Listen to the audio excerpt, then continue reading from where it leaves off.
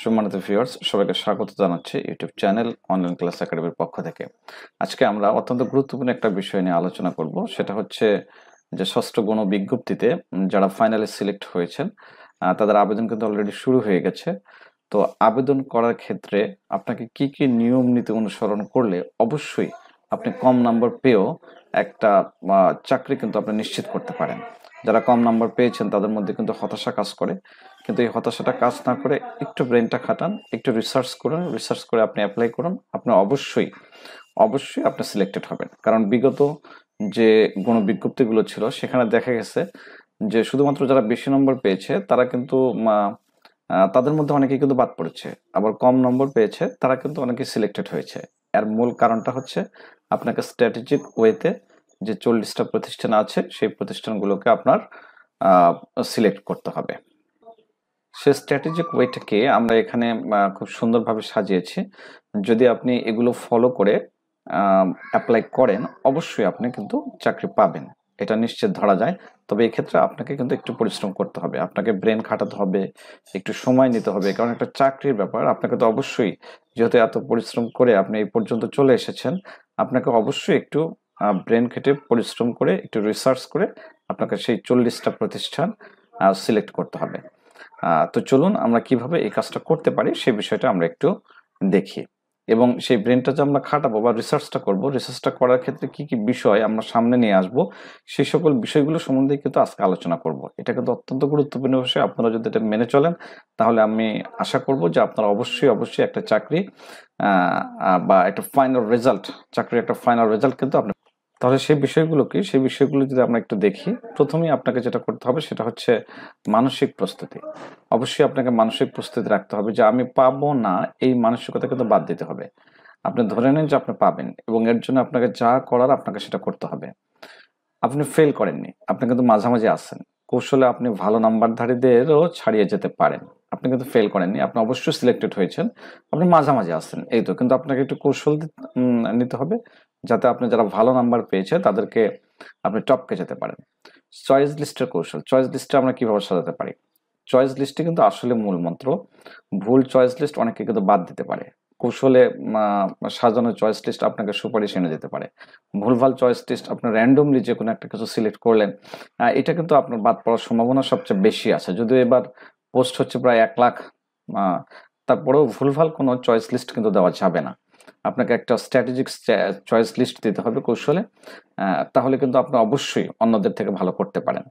এক্ষেত্রে যে স্ট্র্যাটেজিগুলো হবে যে নিজ এলাকার 40টাকে আমরা, 40টা প্রতিষ্ঠানকে আমরা সিলেক্ট করতে পারি। প্রথমে যেটা করবেন, নিজ এলাকার স্কুল প্রথম 10টিতে রাখবেন। 40টার মধ্যে প্রথম 10টিতে রাখবেন হচ্ছে নিজ এলাকার স্কুল। পাশের উপজেলা ও মাদ্রাসা, পাশের উপজেলায় রাখবেন, সেখানে কিন্তু মাদ্রাসাও সিলেক্ট করবেন। উপজেলা ও মাদ্রাসা, সেখানে স্কুল দেবেন কিন্তু মাদ্রাসা একটু বেশি দেবেন। 11 থেকে 20 নম্বরের মধ্যে ওই সকল প্রতিষ্ঠানগুলোকে রাখবেন। আর দুর্গম, কম জনপ্রিয়, অল্প প্রতিযোগিতার স্কুলগুলো, দুর্গম এলাকা আছে যেগুলো জনপ্রিয় না এবং প্রতিযোগিতা খুবই কম, যেখানে সাধারণত কেউ চাকরি করতে চায় না, সেই স্কুলগুলোকে আপনি সিলেক্ট করতে পারেন এবং সেটা করবেন হচ্ছে 10টা। সেটা কয়টা করবেন? 10টা। 10টা আপনি এখানে সিলেক্ট করে দেবেন, সেটা হলো 10টা। তাহলে ইন টোটালে আপনি কিন্তু এখান থেকে এই পর্যন্ত হলো হচ্ছে 30টা। আর কম পরিচিত উপজেলা বা অজপাড়াগাঁয়ের স্কুল, যেগুলো কম পরিচিত এবং অজপাড়াগাঁয়ের মধ্যে থাকে, যেখানে রাস্তাঘাট একটু সমস্যা আছে, সেই প্রতিষ্ঠানগুলোতে কিন্তু প্রায় পোস্ট ফাঁকা থাকে। আর এই কয় বছরে যতদিন হলে ইন্টার্নশিপ নিয়েছে, সাধারণত বাইরে থেকে কেউ কিন্তু ওই পাড়াগাঁয়ে, অজপাড়াগাঁয়ে বা চর অঞ্চল এগুলোতে কিন্তু চাইতে চায় না। সেখানকার 10টা স্কুল আপনি রাখতে পারেন। এই হচ্ছে মোট 40টা। এইরকম ভাবে স্ট্র্যাটেজিক ওয়েতে কিন্তু আপনি এটাকে বাছাই করতে পারেন। এবার আসি যে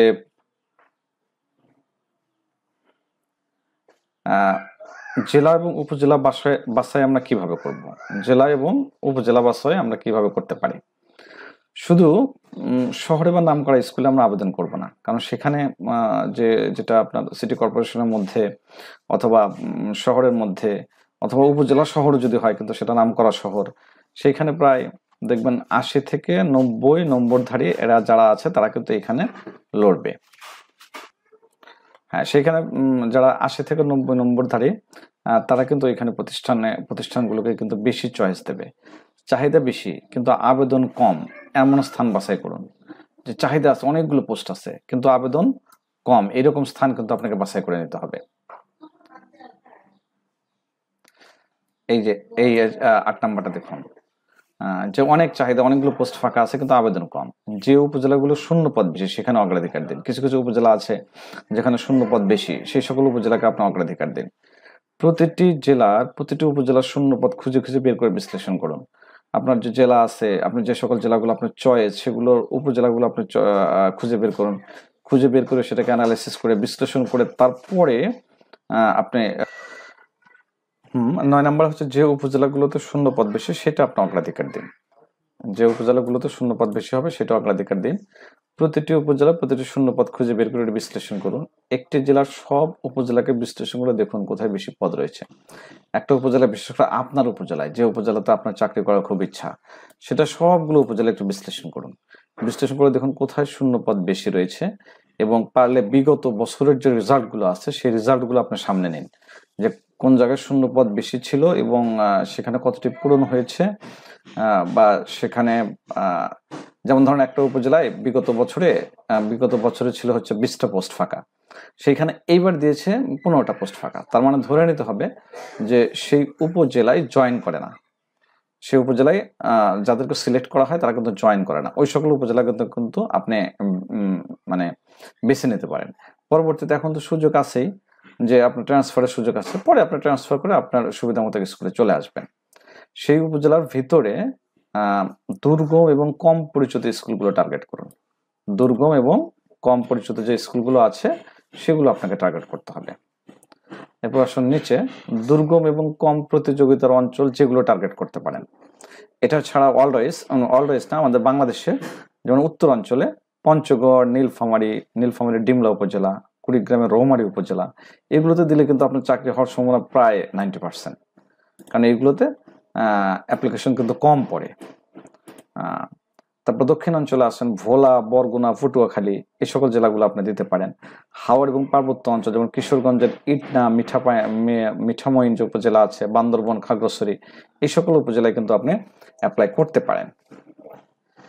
স্কুল বাছাইয়ের সময় যা করবেন, স্কুল বাছাইয়ের সময় যে সকল বিষয়গুলো আপনি খেয়াল করবেন, জনপ্রিয় নয় এরকম স্কুল আপনি বেছে নিন। যে সকল স্কুলগুলো জনপ্রিয় নয়, স্টুডেন্ট আছে কিন্তু জনপ্রিয় না, লোকজন যেখানে আবেদন করতে চায় না, এই সকল স্কুলগুলো আপনি বেছে নেবেন। এখানে কিন্তু আপনার একটা ক্রেডিট হবে। এই সকল স্কুলগুলো আপনার দেখুন গুগল ম্যাপ, এনটিআরসি যে ওল্ড রেজাল্ট আছে, যেটার কথা আমি বললাম যে ওল্ড রেজাল্ট, পূর্বের রেজাল্টগুলো আপনি একটু বিশ্লেষণ করুন। তারপর স্থানীয় শিক্ষকদের থেকে, ওইখানে এখন কিন্তু যে উপজেলায় আপনি দরখাস্ত করবেন সেই উপজেলায় প্রত্যেকটা হেডমাস্টারের নাম্বার কিন্তু সংগ্রহ করা সম্ভব। অনলাইনে সার্চ করলে সেই উপজেলার স্কুলগুলো আপনি বের করতে পারবেন। আইএমএস থেকে, এমআইএস থেকে হেডমাস্টারের রেজাল্ট মানে নাম্বার নিতে পারবেন। সেই অনুযায়ী আপনি কিন্তু তাদের কাছ থেকে তথ্য নিতে পারেন। যে ভুলগুলো করলে আপনি বাদ পড়বেন, এই ভুলগুলো আপনি অবশ্যই করবেন না। সেই ভুলগুলো হচ্ছে শুধু পরিচিত এলাকার স্কুলগুলো চয়েস রাখা, এটা একটা বড় ভুল। বড় শহরের নাম করা স্কুল, সেখানে সবারই টার্গেট থাকে, সেই স্কুলগুলোকে আপনি টার্গেট করবেন, সেই স্কুলগুলো কিন্তু টার্গেট করবেন না। তারপর তথ্য না দেখে, নাম দেখে চয়েস তৈরি করুন। তথ্য না দেখে, নাম দেখে চয়েস তৈরি করেন। যে তথ্য দেখলেন না যে সেখানে কতগুলো পোস্ট ফাঁকা আছে, তারপরে হচ্ছে সেখানে অন্যান্য যারা ভালো মার্কস পেয়েছে 80 থেকে 90, তারা কতজন অ্যাপ্লাই করতে পারে বা করেছে, এইগুলো না জেনে শুধুমাত্র নামটা দেখে স্কুলটা ভালো আপনি চয়েস করে দিলেন, এরকম কিন্তু হবে না। ফাইনাল টিপস হচ্ছে, আপনার সুযোগ পাওয়ার জন্য যে ট্রিক্সটা আপনার সবচেয়ে বেশি, সেটা হচ্ছে চাহিদা প্লাস কম আবেদন। যে আপনার চাহিদা আছে কিন্তু আবেদন কম, মানে চাহিদা বেশি দিয়েছে একটা স্কুল বা প্রতিষ্ঠান, আপনার চাহিদা দিয়েছে 3টা পোস্টের, কিন্তু আবেদন ওইখানে একদমই পড়ে না। এই সকল স্কুলগুলোতে আপনার সুযোগ কিন্তু হয়ে যাবে, অবশ্যই কিন্তু হয়ে যাবে। স্ট্র্যাটেজিক চয়েসই চাকরির মূল চাবিকাঠি। আপনি স্ট্র্যাটেজিকভাবে চয়েস দিন, অবশ্যই আপনি সাকসেস পাবেন। 40টি আবেদনের পূর্ণ মাত্রায় কাজে লাগানোর কৌশল। যে 40টি আপনি প্রতিষ্ঠান সিলেক্ট করবেন সেটার জন্য পূর্ণ মাত্রায় প্রত্যেকটা প্রতিষ্ঠানের জন্য আপনি মানে সুযোগ তৈরি হবে আপনার জন্য, সেরকম প্রতিষ্ঠানগুলো আপনি দিন। দেখুন, আরেকটা বিষয় হচ্ছে চাকরি পেতে চাইলে অবশ্যই নম্বর নয়, চিন্তা, কৌশল এবং গবেষণায় আপনাকে কিন্তু জিতিয়ে দিতে পারে। খুব গুরুত্বপূর্ণ একটা বিষয় কিন্তু চিন্তা, কৌশল এবং গবেষণা। এটা কিন্তু আপনাকে জিতিয়ে দিতে পারে। দেখুন, আমি এখানে মানে আপনাদের সুবিধার্থে একটা চয়েস লিস্ট তৈরি করেছি। আপনি চয়েস লিস্টটা একটু দেখতে পারেন, যদিও এটা একটু ডেমো আকারে। তারপরে এটা আপনি একটু দেখতে পারেন যে আপনি এইভাবে করে হয়তোবা আপনি অ্যাপ্লাই করলে আপনার সম্ভাবনার দ্বারটা উন্মোচিত হবে। আমি ধরে নিয়েছি অ্যাসিস্ট্যান্ট টিচার ইংলিশ, বাড়ি হচ্ছে রংপুর, চাকরি নিশ্চিত করা, লক্ষ্য চাকরি নিশ্চিত করা, ভালো স্কুল না বরং সুযোগ যেখানেই বেশি সেখানেই আবেদন। এইটা হচ্ছে কথা। ভালো স্কুল নয়, কিন্তু সুযোগ যেখানে বেশি সেখানেই আবেদন। এটাই হচ্ছে স্ট্র্যাটেজি। যেমন সম্ভাব্য চয়েস 1 থেকে 40, 1 থেকে 10-এর মধ্যে যেগুলো রাখবেন নিজ উপজেলা এবং পার্শ্ববর্তী ভালো স্কুল।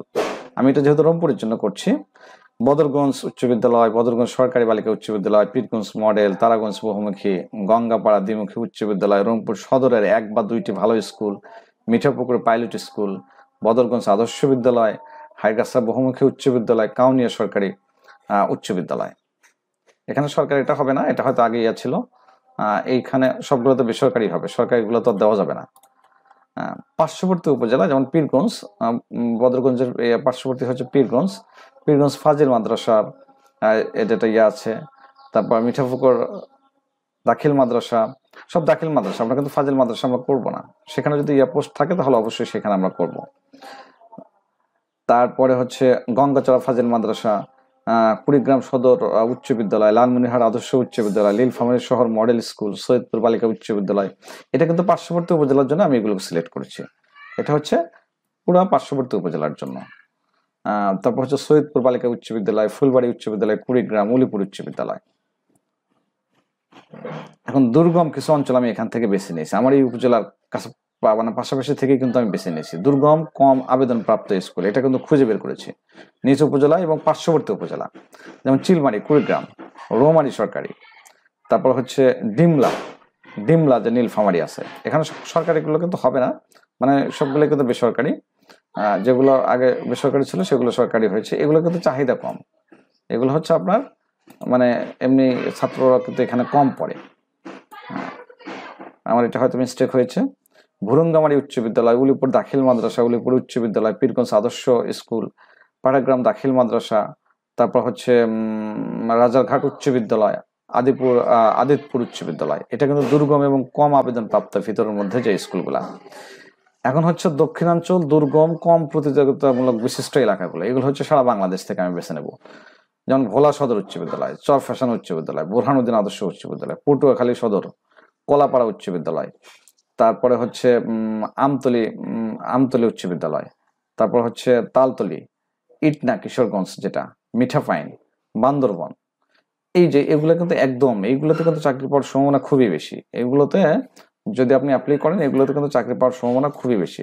আপনার টার্গেট হবে যে এইগুলা এবং এইগুলার মধ্যে আমার জন্য কোনোভাবেই, এটার মধ্যে আমার জন্য কোনোভাবেই মিস না হয়। তো এইভাবে যদি আপনার সাজাতে পারেন যে নিজ উপজেলা আগে, তারপর পার্শ্ববর্তী উপজেলা, তারপর দুর্গম কম আবেদনপ্রাপ্ত স্কুল, তারপর হচ্ছে একদম দক্ষিণাঞ্চল, দুর্গম কম প্রতিযোগিতাপূর্ণ যে স্কুলগুলো আছে, এগুলো যদি সাজাতে পারেন।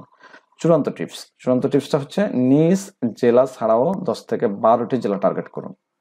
নিজ জেলা ছাড়াও আপনি 10 থেকে 12টি জেলা টার্গেট করতে পারেন। প্রতিটি জেলার শূন্য পদ আগে দেখে তার উপর ভিত্তি করে চয়েস লিস্ট কাস্টমাইজ করুন। আগে কিন্তু চয়েস লিস্টটা আপনি নিজে কাস্টমাইজ করবেন। লোকেশন, চাহিদা, কম আবেদন এবং দুর্গমতা, এই 4টি পয়েন্ট মাথায় বিবেচনা রাখুন। লোকেশন রাখবেন, তারপর হচ্ছে চাহিদা কম, লোকেশন চাহিদা বেশি, আবেদন কম এবং দুর্গমতা আছে। এগুলো বিবেচনা করে যদি আপনি অ্যাপ্লাই করতে পারেন, আমার বিশ্বাস যে আপনি অবশ্যই সেই সোনার হরিণটা আপনার হয়ে যাবে। তো আরো যদি কোনো কিছু জানার থাকে অবশ্যই কমেন্টে জানাবেন। আমি চেষ্টা করব আপনাদের প্রশ্নগুলোর অ্যান্সার দেওয়ার জন্য। সবাই চাকরি পান, সবারই একটা সুযোগ তৈরি হোক কর্মসংস্থানের, এই আশাবাদ ব্যক্ত করে আমি আজকে শেষ করছি। সবাই ভালো থাকবেন, সুস্থ থাকবেন। আল্লাহ হাফেজ।